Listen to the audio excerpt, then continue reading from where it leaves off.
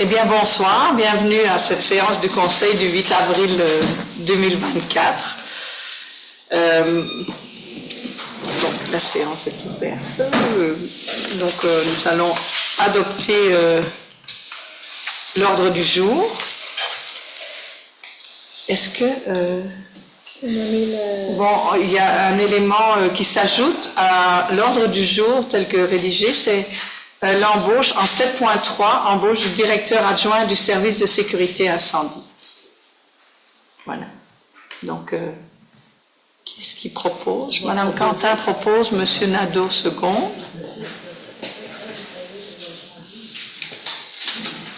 Et on y va avec les informations et comités. On va peut-être commencer avec Chantal. Ah oui, déjà. Ben Bonsoir oui. tout le monde. Donc, le 13 mars, il y a eu l'ouverture officielle de la bibliothèque. Nous nous sommes dotés d'un environnement rassembleur et enrichissant pour toute la population, puis toutes les générations. Le 16 mars, M. Pitre et moi avons participé à une activité du club de curling pour le 70e anniversaire du club. Le 25 mars, séance spéciale pour l'introduction de la chaise des générations. Les élèves nous ont présenté et expliqué les petits logos pour que le conseil se remémore l'importance de la future génération, qu'on y pense.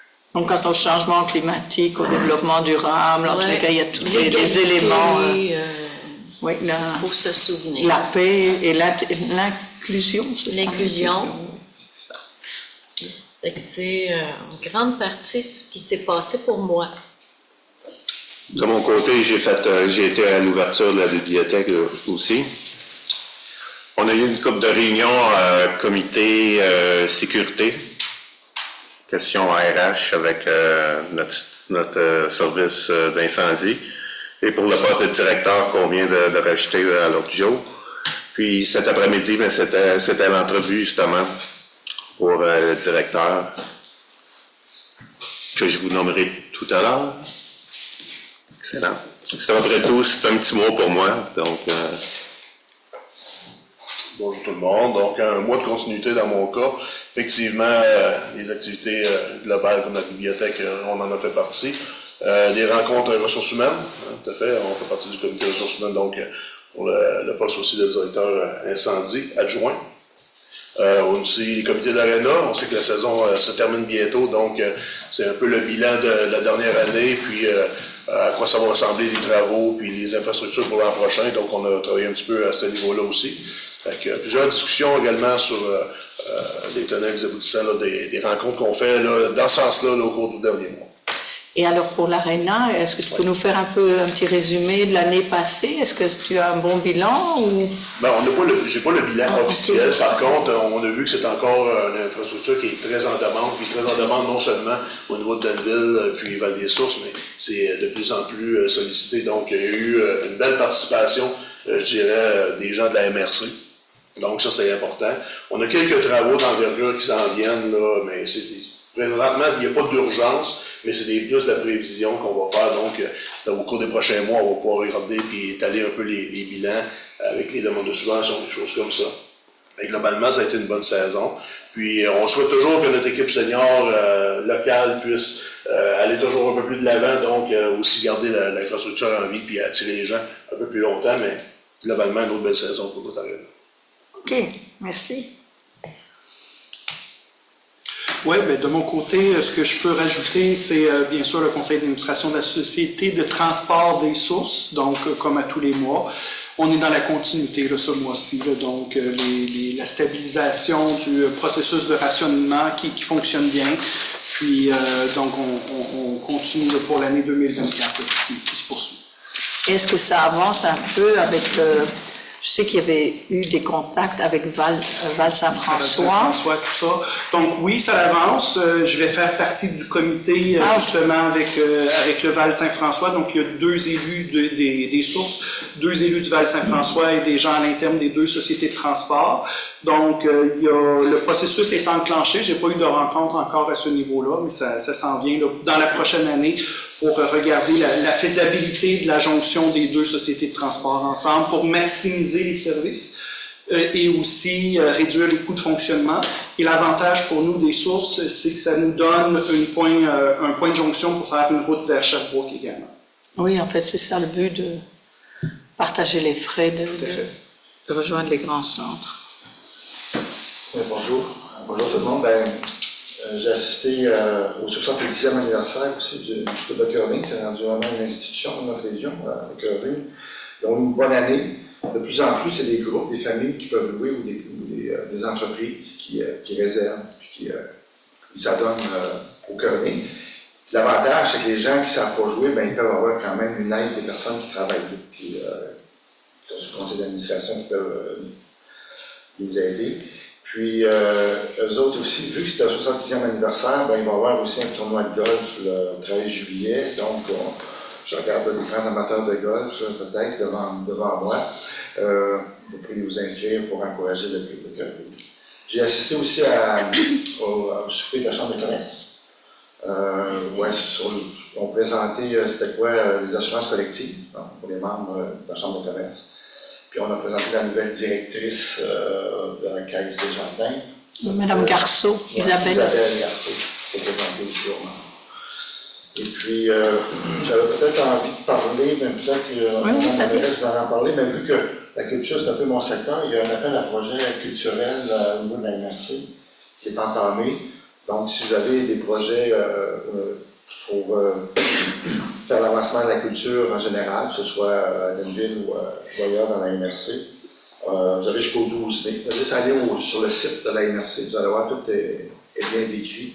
C'est pas plus en diffusion culturelle ou il n'y a pas des... Il faut entre autres toucher un des 3 axes, là, soit développer l'intérêt de la participation des citoyens à la culture, multiplier les activités culturelles intergénérationnelles, ou bien non, rejoindre des familles. Donc, tout projet. Okay. C'était juste pour que ce soit plus clair. Oui. Merci. Eh bien, bonsoir. Eh bien, moi, comme les autres, j'ai assisté à l'ouverture de la bibliothèque, puis en passant, on a eu un petit problème, c'est qu'il manque de cartes d'abonnement.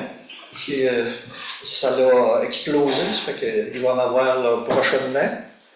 Et puis, suite à ça, j'ai participé à des comités, puis j'ai aussi au Chevalier, au pain partagé, j'y vais comme chevalier, mais je me dis, je représente aussi la ville dans ces choses-là, puis c'est ça. Quel est le bilan du pain partagé? Ça a bien été? Ah, ça a super bien été. Cette année, ils font des ajouts. Hein. Il y a le pain, puis là, oui, c'était très bon. Ils sont revenus avec Caritas, parce qu'à un moment donné, ça allait pas bien, mais là, ils sont retournés avec Caritas. Et puis ici, pour se faire des fonds, ils font de la soupe, puis ils font des fèves au lard, ça fait que tout ça ensemble, là, ça a très bien été. Le bilan, je ne sais pas si je peux me permettre, le bilan, on parlait d'environ 2 300 $ pour ce qui est de Caritas, environ 2 500 pour ce qui est la vente. Donc, ça a très bien été, non seulement à Denville, mais aussi dans la MRC globale. Plusieurs milliers de pains. Les gens endossent bien cette cause-là. Oui, c'est surprenant parce que avant la pandémie, on passait, ça fait des années que je fais ça, on passait par les maisons, puis ça me manque parce que c'était vraiment le fun, ça, de... Mais là, avec la pandémie, le monde, il allait le chercher. Écoute, c'est agréable de faire des choses comme ça. C'est pas mal pour moi. Ah, mais c'est parfait. Moi, je voulais compléter pour la bibliothèque, si parmi vous, il y en a qui se sentent intéressés à devenir bénévoles pour justement avoir plus de monde disponible, peut-être ouvrir d'autres plages horaires. En tous les cas, c'est toujours un plus. Et aussi, il manquerait des livres en anglais. Donc, si jamais vous avez des livres en anglais chez vous ou dans votre entourage, si des personnes en ont, la section des livres anglophones, en anglais, manque un petit peu de ressources. Donc, ça serait une bonne chose. Moi, j'ai participé à Négo Agri-Récup. Donc, en fait, je n'ai pas participé aux négociations, mais actuellement, les plastiques agricoles, il y a des gros changements. Donc, là, on va faire probablement un front commun avec d'autres MRC de l'Estrie, parce que l'Estrie est la seule région au Québec où les plastiques agricoles sont... on va les chercher chez l'agriculteur. Dans les autres régions, les agriculteurs doivent aller les déposer dans un dépôt, qui est souvent lié à un Vivaco, tu sais, ça dépend. Mais nous, dans notre MRC, on n'a même pas de dépôt. Donc, je pense que le dépôt le plus proche, c'est Wheaton, et de l'autre côté, Saint-Félix de Kingsey. Donc, c'est pas simple. Mais donc, c'est un dossier qui est un peu compliqué parce que, voyez-vous, récupérer les plastiques agricoles, ça coûte 400 $ la tonne. Si on l'enfouit, ça coûte 200 $ la tonne, mais c'est un petit peu irresponsable. Par contre, quand l'agriculteur achète comment on appelle ça, son rouleau de plastique, il y a un éco-taxe de 30 $. Je ne sais pas, ça pèse peut-être maximum 100 livres, un rouleau, là. Donc, il y a beaucoup d'argent qui est récolté pour gérer la récupération. Mais les MRC, on ne touche que 40 $ la tonne pour acheminer les plastiques qui doivent être propres, machin et tout, dans les dépôts. Et en plus, dans la nouvelle loi, ils veulent récupérer que les plastiques blancs, alors que 80% des plastiques sont noirs et blancs. Parce que les petits plastiques blancs, ils sont plus faciles à recycler en petites billes qui repartent en Chine pour faire des bébelles, en tous les cas. C'est assez complexe. Donc ça, c'est un dossier qui va être travaillé au niveau de l'Estrie. On a rencontré M. Bachand, Marie-Pierre et moi, pour expliquer qu'on était vraiment dans une situation particulière. Vous savez qu'on a 270 km de route, dont à peu près 98 qui sont en gravel. Et dans notre région, les taxes sur l'essence, je vais donner un exemple, une municipalité qui n'a pas de réseau d'eau et d'égout, toute sa TEC peut être mise sur la voie publique. Nous, on n'a pas le droit de mettre plus que 25% de notre taxe d'eau et d'égout sur nos chemins.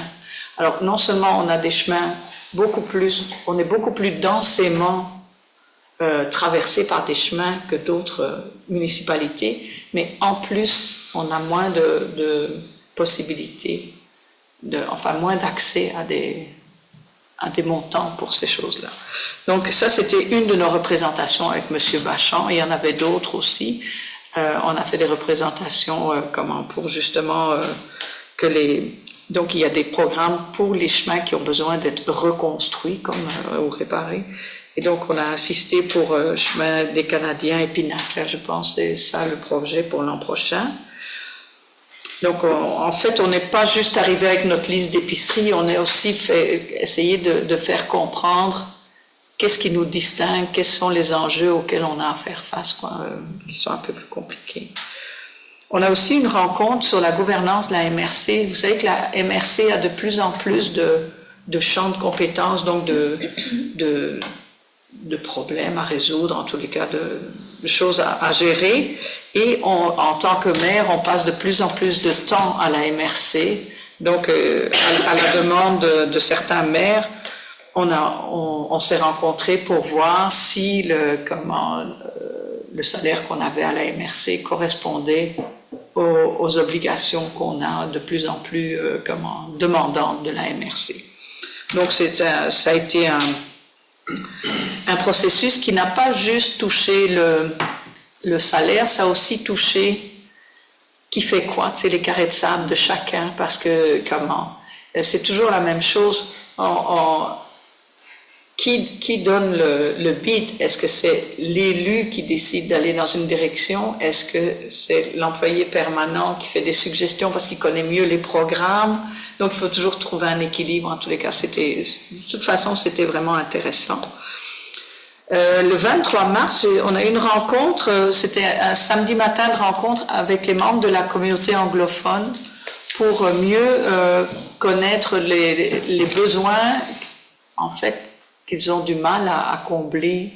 Par exemple, de se faire comprendre au niveau de la santé. Parce que il y avait vraiment des enjeux d'accès à certains services. Et donc, il y avait des tables de discussion. Puis, ça a été vraiment intéressant d'échanger avec les participants. Et donc, ça a pris quelques heures, mais vraiment, ça nous apprend beaucoup sur les besoins. J'ai aussi eu le plaisir de participer avec Jean-Guy à la distribution de la popote roulante. On a fait deux runs. Hein, et puis, franchement, vous savez que c'est un service qui est accessible à tous. Donc, si jamais, je ne sais pas si c'est vraiment aussi bien connu que ça, vous n'avez pas nécessairement besoin d'être en perte d'autonomie ou dans le besoin. C'est quelque chose, vous pouvez commander des repas qui vous seront livrés chez vous, parce que ces repas, dans le fond, je pense que c'est $7 ou c'est $7 le repas livré. Et franchement, ça aide aussi la popote roulante. Ils font de l'argent avec ça. Donc, ça peut être parfois une alternative intéressante, mais ça se fait sur abonnement, hein, je crois. C'est pas, on n'appelle pas comme pour une pizza, là. Donc, il y a quand même une démarche à faire. Mais c'était vraiment intéressant. Ensuite, on a aussi eu des rencontres le dernier mois sur le projet éolien. Alors, comme c'est un projet qui l'an dernier a connu il y a eu beaucoup de frustration de la part des citoyens parce que le processus était vraiment en accéléré. Il y avait vraiment une démarche qui n'était pas dans les règles. Donc, cette année, avec la MRC, il y a un gros travail qui est fait pour préparer un forum. Et là, il y a un sondage qui va être proposé à tous les citoyens. Vous allez recevoir une carte d'invitation à participer à un sondage dans toutes les boîtes aux lettres. Et donc, les gens pourront communiquer, soit ils vont avoir un numéro d'identification, si on veut, pour pas répondre 3-4 fois au sondage, pour savoir, en fait, ce sondage-là, c'est un sondage qui est important pour monter la programmation d'un forum. Donc, on veut savoir ce que les gens savent de la transition énergétique. Ils veulent savoir quelles sont leurs craintes avec les éoliennes, quels sont les impacts, en tous les cas, toutes les questions que les gens peuvent se poser. Donc, ce sont des sujets qui vont être traités lors d'un forum au mois de juin, c'est ça, au mois de juin qui vient. Et il va aussi y avoir des tables sectorielles qui vont approcher les gens pour justement approfondir chacune des sujets. Donc il va y avoir comme 6 tables qui, elles, vont amener des sujets, mais avec des questions un peu plus approfondies. Donc le dossier chemine bien. Nous sommes 2 par municipalité à participer à la démarche. On est accompagné, par exemple, le sondage, c'est pas un sondage maison, c'est une maison de sondage établie, c'est des Cormier qui s'occupent de ça.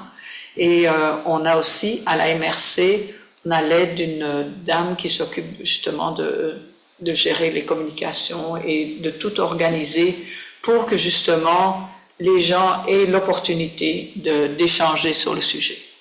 Est-ce que j'ai fait le tour? C'est exactement ça, dans le fond. Parce qu'en fait, c'est Richard qui m'accompagne. Oui, tout à fait.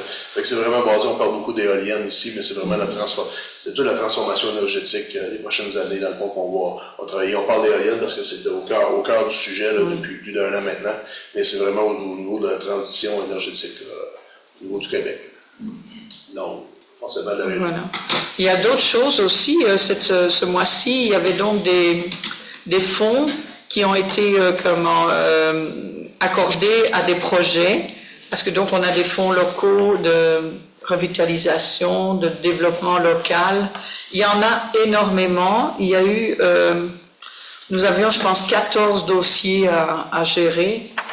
Donc en fonds de vitalisation, il y a eu des argents qui ont été attribués donc par la MRC pour, mettons, la bonification du parc municipal de Saint-Camille pour ils ont demandé un montant de 100 000 $. Une étude à la halte routière de Saint-Georges, un projet, ils demandaient 7 000 $. Le plan directeur du sentier de la Halde Nord à Val-des-Sources, ça c'est un projet. La Vache, c'est à Saint-Georges, mais la Halde Nord à Val-des-Sources, c'est plus un projet de vélo de montagne, des panneaux d'interprétation historique extérieure à Wotton, un projet de terrain de pickleball près de l'aréna à Val-des-Sources, qui serait ouvert à l'ensemble des citoyens de la MRC.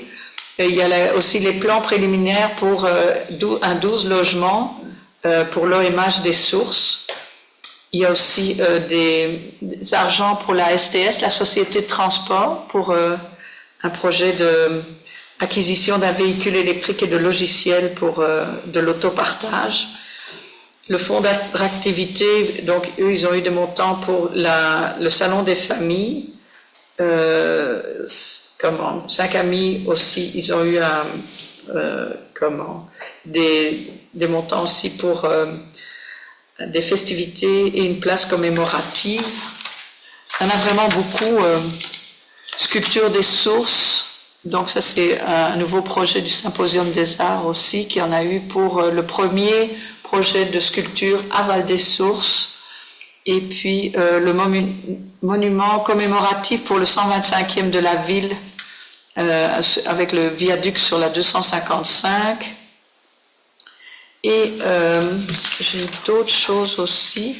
En fonds de vitalisation, il y a eu des argents accordés pour la persévérance scolaire, donc pour aider l'école L'Escale, pour les activités du midi, et aussi pour permettre à l'Escale d'acheter des vélos pour faire des activités, des sorties avec les élèves.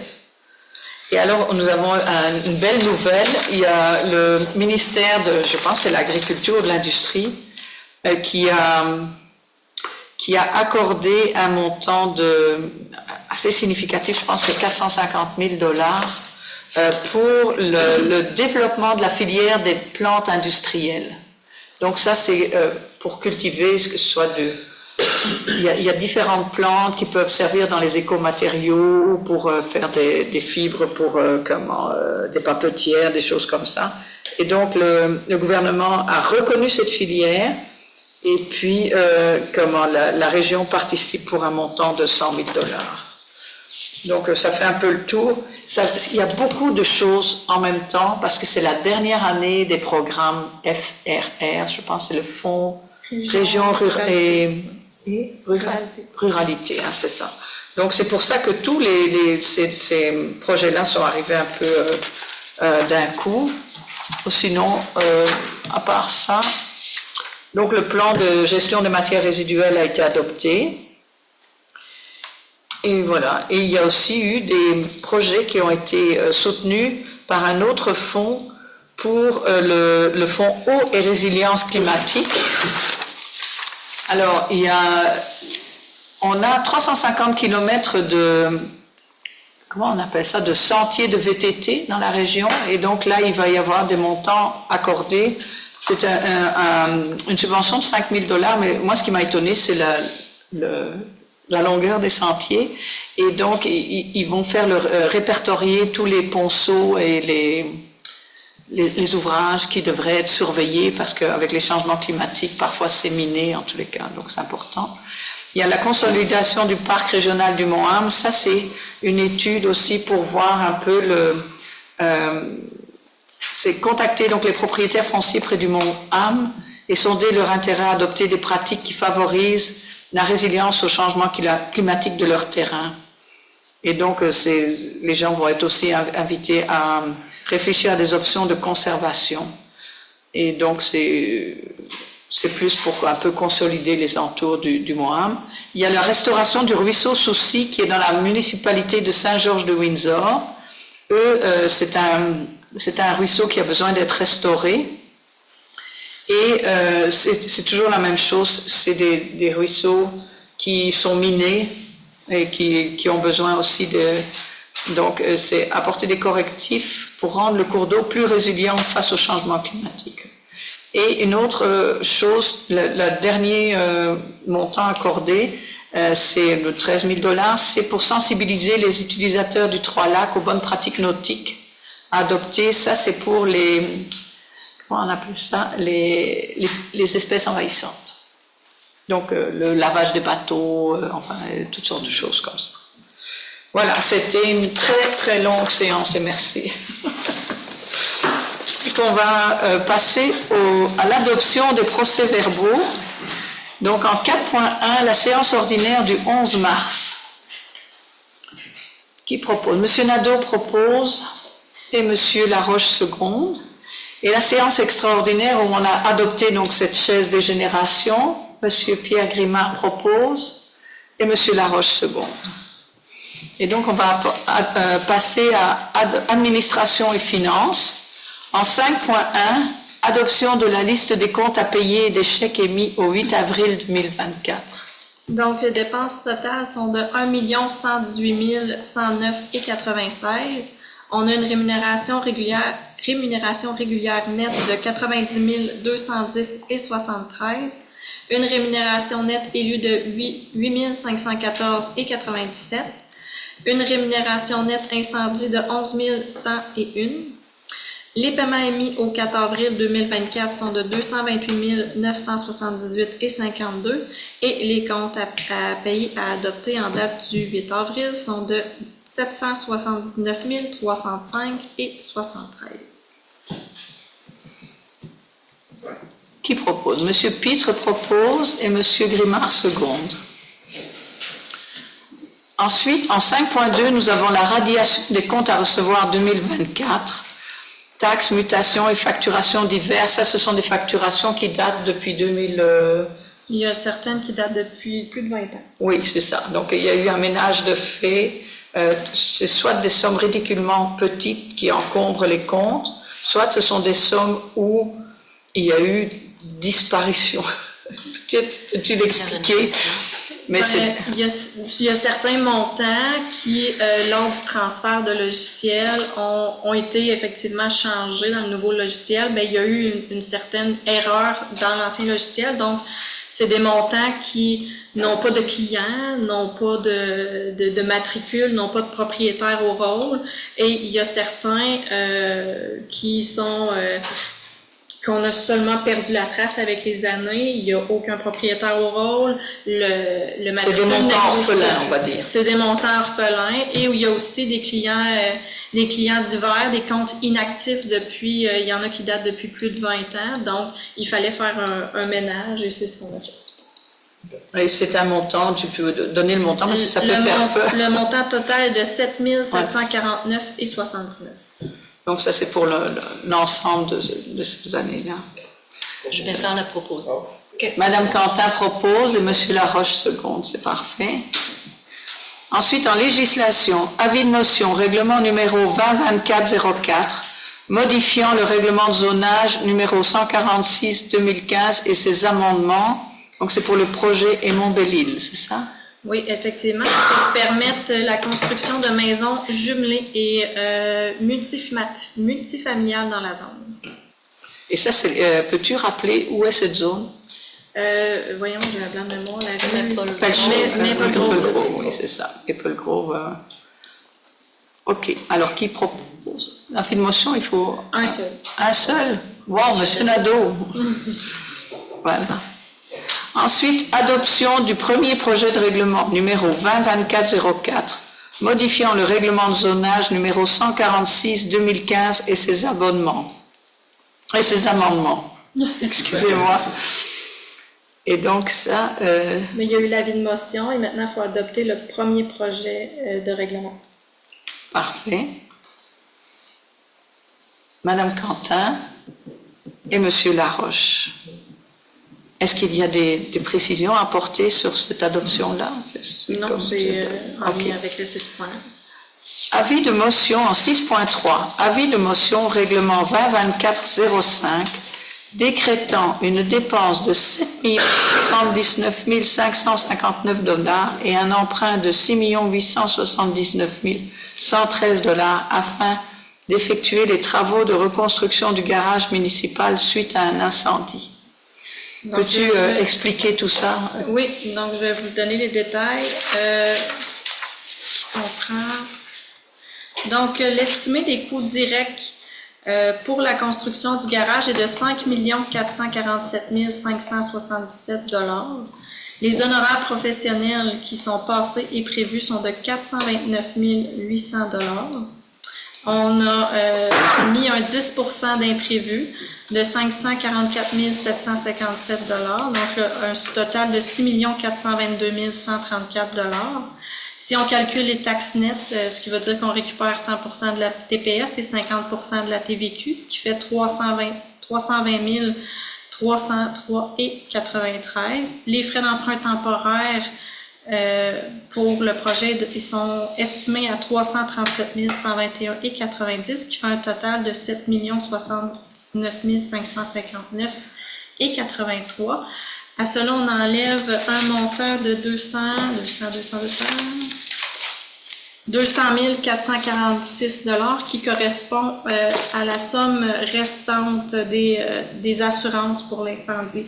Donc, on avait un montant initial d'environ 669 000, donc il y a une certaine partie qui a servi au remplacement de l'équipement, une autre partie qui a servi à la location des roulottes, et à l'aménagement du garage temporaire qu'on utilise présentement. Donc, c'est le montant qu'il nous reste de 200 446 $. On a une subvention présentement estimée à 60% du projet à 4 247 735 $, ce qui fait un total à répartir, c'est toujours estimé. Pour le service de dette, c'est estimé à 2 631 378 $. Le montant du PRACIM peut évoluer aussi. Oui. Si tu peux l'expliquer. Donc, au départ, quand on a fait la demande de subvention, on n'avait pas encore déposé les années financières 2020 et 2021. Donc, on avait 60% de prévus en subvention qui nous était accordé. Mais étant donné que là, on a déposé 2020 et 2021 et qu'on dépose prochainement 2022 et 2023, donc ce montant pourra être évalué jusqu'à 75% du projet. Parce que on est très pénalisé, enfin on est encore pénalisé à cause de ça, mais ça devrait se régler d'ici qu'on entame. Et les coûts, on a fait réévaluer l'ancien garage pour être sûr qu'il n'y avait pas de possibilité d'en faire quoi que ce soit. Et la deuxième visite des ingénieurs a vraiment confirmé que le garage était inutilisable. Et la présence d'amiante augmente les coûts aussi de démolition. Donc ça, ce sont des éléments avec lesquels il fallait composer. Ceci dit, il est le garage est absolument nécessaire pour le fonctionnement, donc on va de l'avant avec la construction du garage. On a demandé aussi aux architectes de refaire leur devoir parce qu'ils nous sortaient des coûts encore plus importants que ça. Je pense que c'est important de préciser. Oui, on a revu, vraiment, on a réduit beaucoup. On a été élu, 2 mois plus tard, on a eu la présentation du projet de garage. C'est pour ça que ça a pris une autre année avant qu'on puisse reconstruire.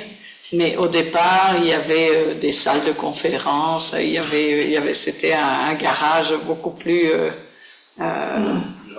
grandiose. Je m'excuse, je pense que Chantal, elle avait quelque chose à dire. Mais oui, c'est ça. Excuse-moi, oui. Vous avez pas mal... Mais tu peux... Excuse-moi. C'est un peu de détails, c'est ça. Qu'en début 2022, les plans ont été présentés au comité des travaux publics. Puis le premier constat, c'est que les plans ne répondaient pas aux attentes. Le projet était énorme. Donc, puis on avait la question, est-ce qu'on pouvait utiliser l'ancien garage? Donc, il y a eu une contre-expertise, puis il y avait déjà une partie du garage avant le feu qui était condamnée. Oui. Donc, avec le feu, il y avait des fissures dans les poutres. On devait condamner tout le garage. Il y a eu une rencontre avec l'architecte pour redemander la révision des plans. Les utilisateurs, les employés, contremaîtres, direction des travaux publics ont eu à s'impliquer pour dire c'est quoi les besoins, parce que les premiers plans, on trouvait que c'était énorme, pourquoi aller là-dedans, et que pour nous, ce qui était important, c'était l'adaptation aussi au changement climatique. Ça, c'était important pour nous, la récupération de l'eau. Donc, on est allé avec l'essentiel. Et même si les coûts sont exorbitants, il y a une partie des coûts qui vont à la démolition de l'ancien garage et qu'il y a de l'amiante. Donc, ça résume la démarche du Ce que conseil. je peux rajouter aussi pour bien mettre en scène tout l'enjeu, c'est que l'ancien garage n'était pas assuré à sa pleine valeur de reconstruction. Donc, si on a des coûts de reconstruction à 7 millions présentement, on avait une valeur assurée de 669 000 $. Donc, on est loin de reconstruire à ce coût-là. Donc, c'est pour ça que les assurances ne permettent pas, le remboursement de l'assurance ne permet pas de reconstruire en soi le garage. Parfait. On va assurer le prochain un peu plus. Souhaité. Oui, on a fait un travail de réévaluation des actifs. Donc, La on vie est de à quel- motion, je peux donner la vie de motion. Oui, volontiers. Et nous avons aussi en 6.4 dépôt du rapport sur la gestion contractuelle 2023. Donc, c'est un dépôt, ça ne prend pas de résolution. À chaque année, la direction générale doit faire un rapport de l'ensemble des contrats qui ont été donnés, qu'ils soient de gré à gré ou par appel d'offres publiques. Donc, c'est ce qui a été déposé aux membres du conseil et a été aussi publié sur le site Internet de la ville de Danville. Parfait. Donc, nous sommes au point 7, ressources humaines. En 7.1, embauche secrétaire réceptionniste en remplacement de congé de maternité. Il s'agit de Madame Vicky Mallette qui va remplacer donc Joey Pellerin ou Péloquin, c'est ça, Péloquin. Donc Vicky est danvilloise, donc peut-être certains d'entre vous la connaissent. Alors Je propose. voilà, Monsieur Nadeau propose et Monsieur Lefebvre seconde. Et en point 2, je dois simplement Juste le numéro d'employé, on garde le Oui, je comprends. Mais ça doit être aussi adopté, oui. Résolution. Donc, en 7.2, le Conseil est tenu d'adopter une résolution quand on suspend un employé. Mettons, quand la direction suspend un employé, ça doit être confirmé par le Conseil. Donc, suspension de l'employé 320043. Pour des raisons de confidentialité, on ne dit pas le nom, bien sûr. Non. Monsieur Laroche propose, Monsieur Lefebvre seconde. Et en 7.3, nous avons l'embauche d'un directeur adjoint du service de sécurité incendie parce que Monsieur Mathieu Roy donc, a finalement donné sa démission après son année sabbatique, je pense. Voilà. Donc, je te laisse évoquer cette... Ben, on va procéder justement à l'entrevue cet après-midi, puis on a nommé M. Patrick Lambert, qui va se joindre en tant que directeur service incendie avec M. Roy. OK. Et, Directeur adjoint, je m'excuse. oui. Peut-être un peu décrire le parcours de M. Lambert. Il a une vaste expérience, M. Lambert. Il a déjà été directeur service incendie à Nantes. Près de Mégantic. Près de Mégantic, dans le temps de justement la saga Télé, oui. le train, effectivement. Puis, il s'était joint à nous en tant que pompier à Danville, avec son gars. Donc, son gars, c'est une famille de génération en génération qui sont pompiers. Donc, la passion, il y a énormément. Puis, il a une vaste expérience. Puis, c'est sûr qu'on voit une belle relève avec lui. Là. On sait que M. Roy a tout de même 30 ou 35 ans de service à Danville. Donc, on y voit une relève. Puis, point de l'expérience, c'est sûr que c'est fantastique. Il a aussi été lieutenant par intérim l'an dernier. Oui, effectivement. Voilà. Fait que, qui propose? Monsieur Pitre propose et Monsieur Grimard seconde, c'est parfait. Et nous voilà rendus à la période de questions. Donc, simplement vous nommer et...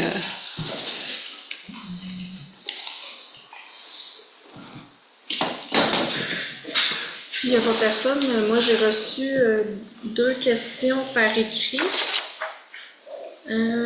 Mais j'attendrai peut-être à la prochaine période de questions, étant donné que le point est plus tard. Allez-y, monsieur. Bonjour, Antoine Desfossés. Pour mettre en contexte, on est résident, moi et mon conjoint, à côté du garage Cristal. Oui. Fait que donc, c'est intéressant de savoir un peu quand est-ce que les travaux sont prévus, que c'est sur un endroit. Ah, ben je pense que c'est automne. Non, ça va commencer à la fin du printemps, début de l'été. Votre autre question, c'était?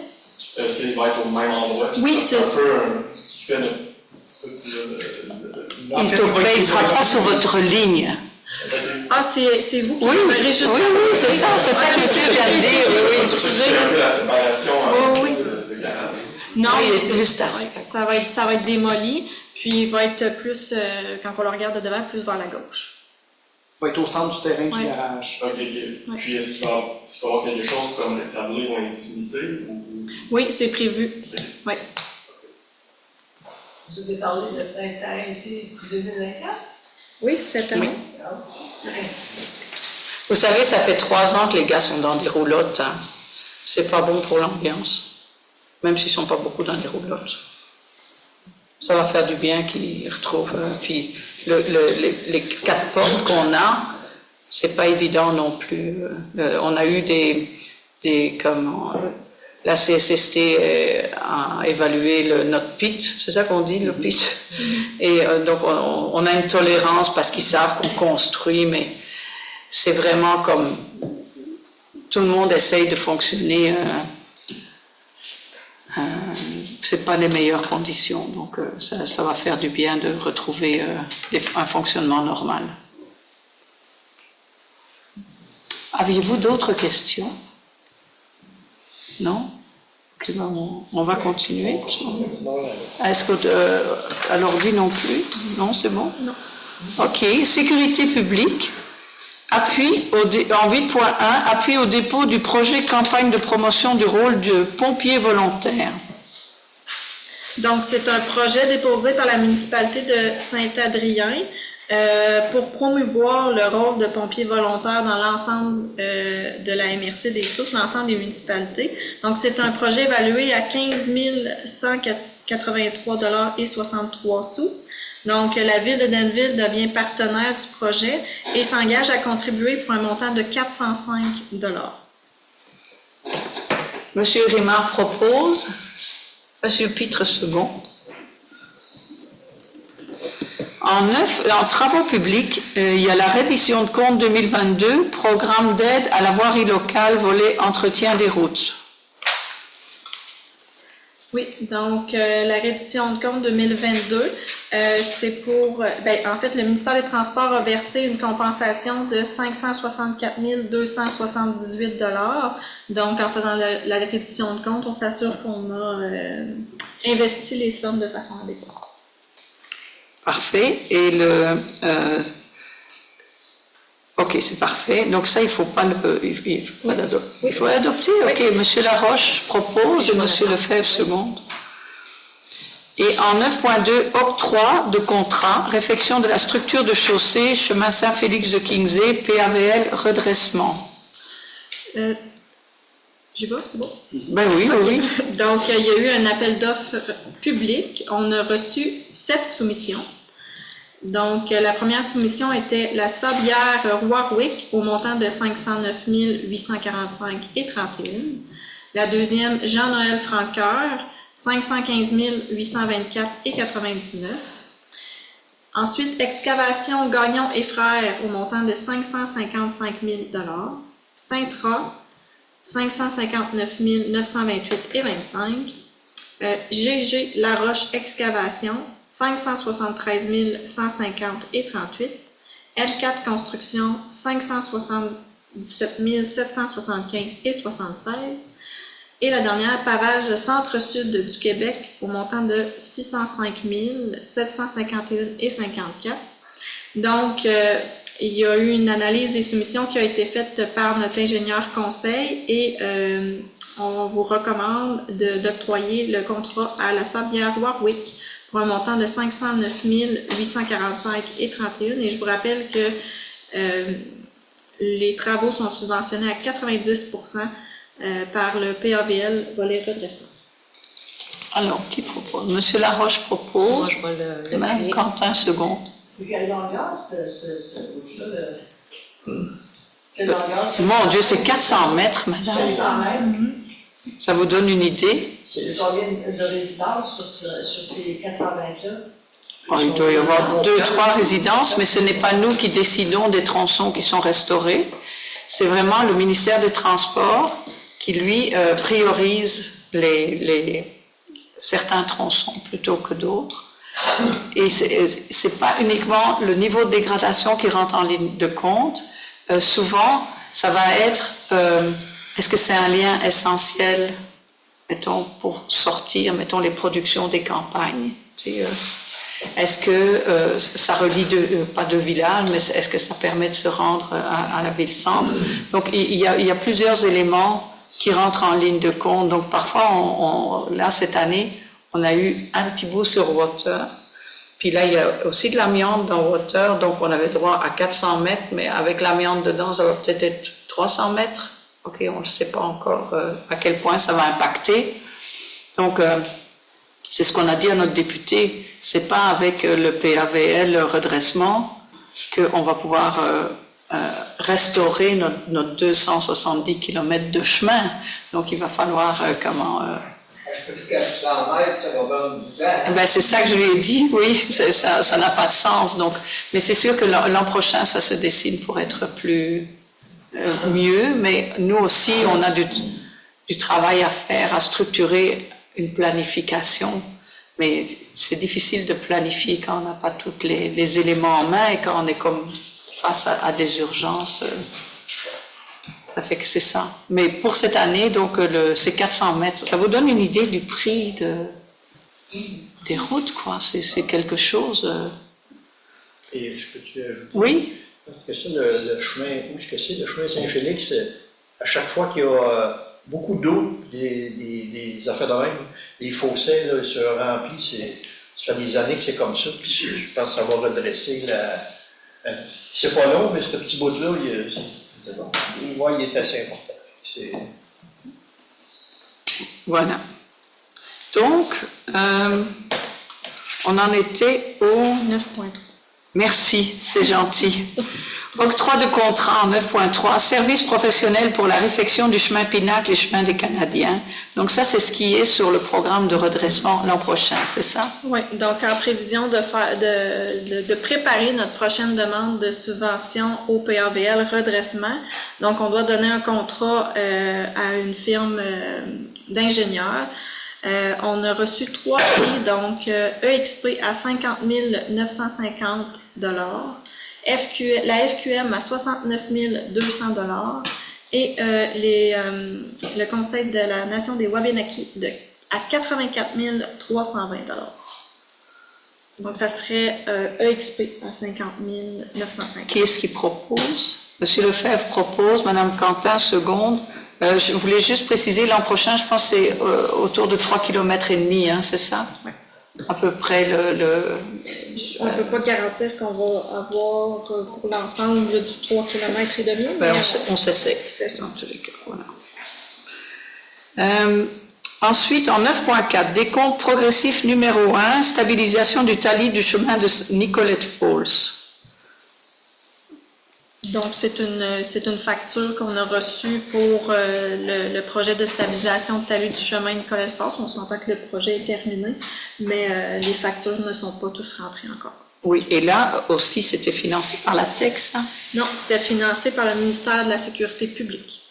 OK, parce que le chemin avait été miné, hein, c'est ça, dans la rivière. OK. Et donc, ça aussi, on l'adopte. M. Pitre propose... La quantité de subvention, 75 75 puis je vais appuyer. Et Mme Quentin appuie. Oui. C'était qui, Daniel? Oui, c'était Daniel, oui. Il est revenu de vacances. Oui. Ensuite, en 9.5, déficit du financement fédéral de l'infrastructure par rapport à la croissance démographique, dossier de la TEC. Oui, dans le fond, c'est la FQM qui demande aux municipalités du Québec d'envoyer un message au gouvernement fédéral pour les points suivants. Donc, que le gouvernement fédéral collabore avec les municipalités et les signataires de l'entente afin que le Fonds pour le développement des collectivités du Canada demeure une source de revenus directs, fiables et pérennes pour les priorités locales en matière d'infrastructure. Que le gouvernement fédéral s'engage à intégrer au budget 2024 une nouvelle vague de programmes en matière d'infrastructure qui comprend notamment un nouveau programme d'infrastructure d'eau potable et d'eau usée et à augmenter le fonds d'atténuation et d'adaptation en matière de catastrophes. Que le gouvernement conclue dans les prochaines semaines des ententes avec les gouvernements provinciaux pour le renouvellement des programmes comme celui de la taxe sur l'essence et la contribution du Québec, communément appelé TEC, sans aucune nouvelle condition et en assouplissant les règles pour permettre la réalisation des projets identifiés par les municipalités. Que le gouvernement fédéral réunisse les provinces, les territoires, les municipalités pour négocier un cadre de croissance municipale modernisant le financement des municipalités et favorisant la croissance du pays à long terme. On a très peur que le gouvernement fédéral coupe dans ce programme-là, en fait, les municipalités. Et alors que les besoins sont de plus en plus grands. Donc, qui propose? M. Nadeau propose et M. Lefebvre seconde. En point 10, 10.1, engagement de la ville à la préservation de la biodiversité dans le cadre de la COP 15. Ça, c'est une lettre d'appui, en fait, c'est ça, hein, de la municipalité pour justement veiller à tenir compte de cette préoccupation-là dans nos décisions. Donc, certaines municipalités de la MRC l'ont déjà signé. Nous, on était un peu passés tout droit, donc... Puis en même temps, j'aimerais dire que ça va dans le sens du développement stratégique qu'on s'est donné. Exactement, oui. Aussi. Oui. Donc, qui propose? M. Pitre propose et M. Nadeau seconde. Parfait. En 11, aménagement, urbanisme et développement. En 11.1, rapport émission des permis pour le mois de mars 2024. Donc, il y a eu 18 permis et certificats pour une valeur déclarée de 451 000 $. Parfait. Donc, ça, c'est une information. Hein? Oui. Ensuite, nous avons une offre d'achat pour le lot 4 835 474. Ça, c'est sur la rue Wilfrid-Lebeau? Non, celle-là, c'est sur la première avenue. Ah, ça, c'est un bout de terrain que la ville rachète. Parce que dans le fond, vu que le ruisseau passe en dessous, il n'était pas constructible. C'est ça. Pour faire une histoire courte. Donc, M. Laroche propose et Mme Quentin seconde. En 11.3, demande d'autorisation à la CPTAQ pour aliénation du lot 4 242 877 et utilisation d'une partie du lot 4 077 430 à des fins autres qu'agricoles à Denville. Ça, c'est une servitude, hein, c'est ça? En fait, oui et non. Donc, il y a le lot 4 242 877 que le demandeur François Turcotte demande à la CPTAQ de pouvoir vendre. Et ce qui concerne les lots 4 077 430 et 4 242, une partie du lot 4 242 877 pour être en mesure d'avoir une servitude sur ces lots afin d'accéder à l'autre lot mentionné précédemment. Voilà. Donc, il y a un terrain qui a été vendu, c'est zoné vert, ça a été vendu à un chasseur, il faut qu'il puisse se rendre à son terrain de chasse, c'est ça, hein? Puis c'est à peu près 90% inondable comme terrain. Oui, La tout à rivière fait. Nicolette au sud du lac C'est- Perkins, oui, donc c'est il n'y a aucune valeur agricole pour le. Oui, ça, de toute façon, le dossier a été bien monté, je pense. Donc, qui propose? Madame Quentin propose. Monsieur Nadeau seconde. Ensuite, modification réglementaire, ajout de l'usage mini-entrepôt et entreposage intérieur à la zone M81. Chantal?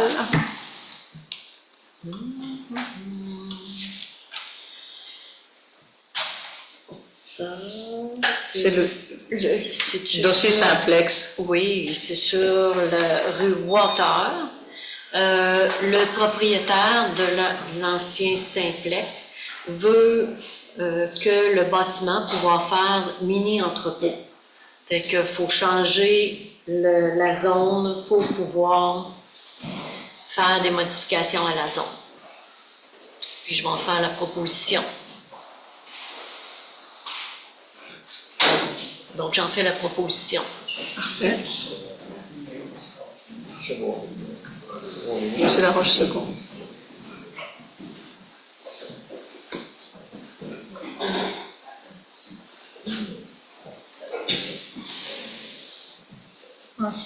Ensuite, en 11.5, autorisation de la vente du terrain, lot 6 226 594.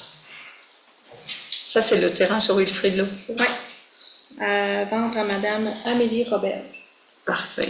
Donc ça, c'était des terrains qui ont été, qui sont le long du prolongement de la rue Wilfrid Lebeau, Oui, en c'est fait. ça. Parfait. Alors, Monsieur Pitre propose, Monsieur Laroche second. Ensuite, on a en point 13, demande d'appui financier Richmond Regional High School, 125 $. C'est Dans le fond, c'est pour le gala Méritas. OK. On donne un montant de 125 $. Madame Quentin propose, Monsieur Nadeau second. Ensuite, on a une autre demande de défi handicap des sources, 2520 $. Ça, c'est pour le camp d'été. C'est ça, c'est Ouais. pour, Oui. c'est pour les camps d'été des personnes handicapées dans la région des sources. Parfait. Donc, qui propose Monsieur Lefebvre et Monsieur Nadeau second. Et il y a une demande d'appui financier du Gala Méritas Excellence de l'école secondaire L'Escale. Prix élève inspirant 125 $. Monsieur Pitre propose et Monsieur Grimard seconde. En 15, nous avons communiqué et correspondance.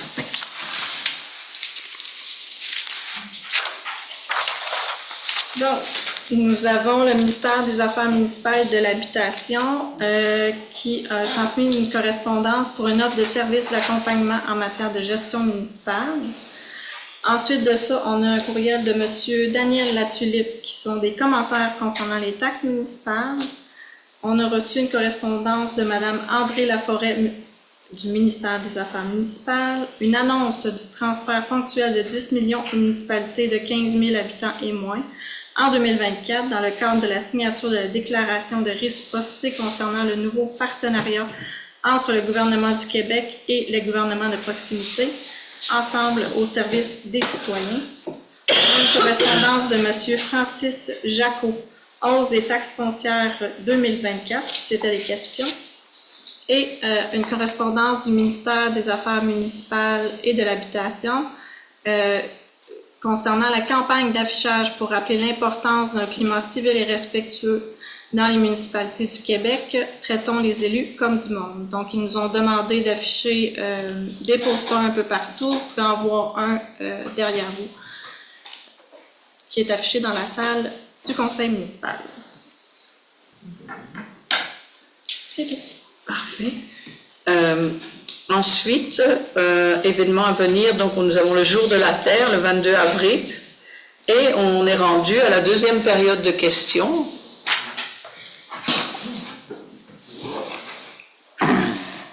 Je vous en prie, avancez-vous, vous vous nommez. Alex Marcotte, pompier d'Anneville. Oui. Je représente l'Association des pompiers, tous nos membres. Oui, Une décision qui a été rendue au niveau du conseil cet après-midi qu'on a su. oui. On est ici pour remettre sur notre radio. On demande une rencontre avec la direction et ses membres, le conseil, le plus rapidement possible. Je pense que c'est... Excuse-moi, vas-y. Je peux-tu savoir la raison? La raison, c'est le policier. Je vais avec, pour vous autres. C'est de l'ordre des ressources humaines à l'interne, donc ça ne se discute pas dans un conseil municipal ici. Non, pas du tout. C'est moi qui demande. Mais c'est pas grave, regardez. Ça se Les discute. radios sont là. c'est juste qu'on fait la demande. Vous voulez une rencontre avec nous? C'est une question de ressources humaines à l'interne, donc vous aurez une discussion avec vos chefs de service.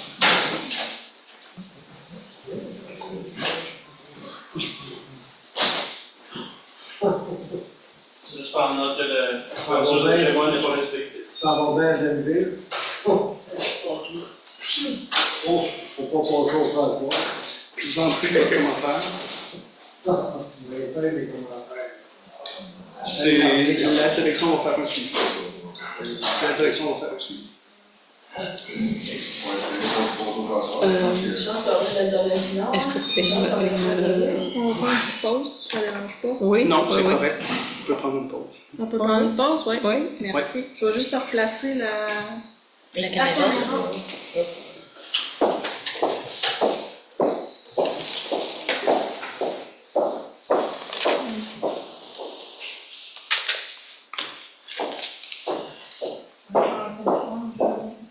Certainement.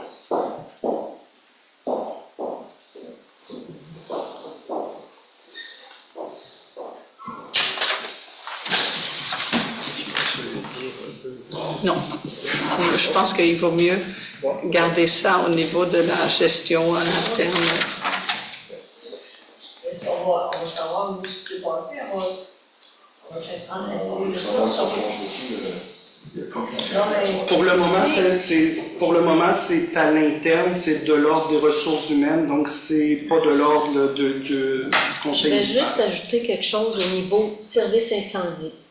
S'il y a un incendie à Danville, 911, les services incendies d'ailleurs se mobilisent et se rendent rapidement. Oui, mais c'est sans commentaire. nous, non, c'est peut-être ça. Oui, oui. Que c'était un peu Non, on ne peut illégal. pas discuter de ça, c'est pas opportun d'en Mais discuter. que la sécurité On tient n'est que- pas compromise. Comme Mme Quentin dit, la sécurité n'est pas compromise. S'il y a un incendie, on fait le 911. On peut douter de la capacité de répondre à l'interne, mais les municipalités environnantes sont dans l'obligation de répondre par nos ententes de service. Donc, il n'y a pas de conséquences pour la population immédiate. Il y a- On va s'assurer d'avoir du service. Sinon, il est allé dans le secteur. On va s'assurer. On parle d'une demi-heure. On ne discutera pas de la faisabilité des choses, on est là pour assurer que les services sont maintenus. Sans tant qu'il y ait des pompiers dedans qui doivent avoir 15-20 ans, ça va. Jamais. C'est des choix personnels qui ont été faits qu'on ne discutera pas ici. C'est ça de mauvaise communication. On le sait. On ne peut pas aller plus loin parce que la greffière est en train de gérer un dossier de ressources humaines. On est en pause présentement. C'est ça. On va attendre quelques minutes. Oui. On va prévenir le syndicat. On va prévenir le syndicat. Le représentant syndical.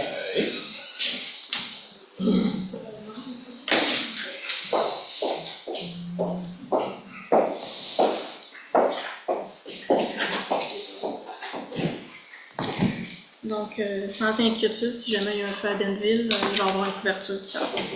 C'est ce qu'on vient de leur expliquer, c'est que ça. par nos ententes intermunicipales, que la situation va être couverte. Oui, il y avait les questions sur le écrit. cours. Oui. Oui, donc nous avons reçu des questions par écrit de M. Michel Lecourt. Donc, sa question concerne le point 9.4. À quel montant s'élève le total des déboursés à date, incluant celui autorisé, sinon mentionné en Assemblée? Donc, ça concerne la stabilisation de talus du chemin Nicolette-Paz. Donc, il y a eu un montant de déboursé jusqu'à maintenant de 66 927 $. À cela, on ajoute l'approbation de la facture au point 9.4. Concernant le règlement d'emprunt, pour le garage municipal, bien sûr, à quel taux du 100 $ selon le rôle actuel est estimé le remboursement de cet emprunt et sur combien d'années, sinon mentionné en Assemblée? Donc,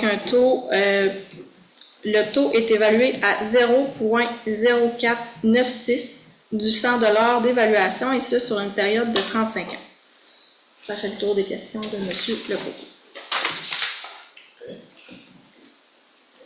Parfait. Donc, s'il n'y a pas d'autres questions, on va pouvoir lever la séance. Je propose. Des questions. Ben, c'est vous voulez comprendre le 0,496, est-ce que c'est pour le total de 7 millions ou c'est juste la partie qui n'a pas de subvention? La partie qui n'aura pas de subvention. J'ai une petite question sur le 9.0, on se situe à quelle section? Le 9. Chemin canadien. Chemin des Canadiens. Pas encore, on est en tout début de projet, donc le début des travaux et la fin des travaux sera à être évalué.